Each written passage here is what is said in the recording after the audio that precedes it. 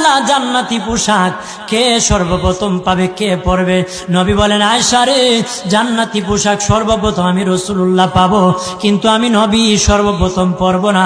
সর্বপ্রথম ইব্রাহিম খলিলুল্লাহকে জান্নাতি পোশাক পরানো হবে। কেন জানুনি? ইব্রাহিম নবীকে নমরুদের আগুনে যখন ফেলে দেওয়া হয়েছিল, দুনিয়ার সব ছেড়ে দিয়েছিল, বাড়ি ছেড়ে দিয়েছিল, সম্পদ ছেড়ে দিয়েছিল, মা বাবা ছেড়ে দিয়েছিল, এমনকি গায়ের জামা যখন খুলে নেয়, ইব্রাহিম কয়েক কাপড় ছেড়ে দিতে পারি, আমার আসমানের মালিককে ছেড়ে দিতে পারি না। ওই দিন আল্লাহ ইব্রাহিমের সাথে অঙ্গীকার করেছিল, ইব্রাহিম আজকে তোমাকে সকলের সামনে উলঙ্গ করে লজ্জায় ফেলে দিয়েছি ইব্রাহিম, তারপরে তুমি আমাকে ছাড়ো নাই। আমি কিয়ামতের দিন সকলের সামনে মুসলমান, বেঈমান, কাফের, নাস্তিক যারা তোমাকে উলঙ্গ করেছিল, তাদের সামনে আমি আল্লাহ আনুষ্ঠানিকভাবে তোমাকে কাপড় পরায়া দিব।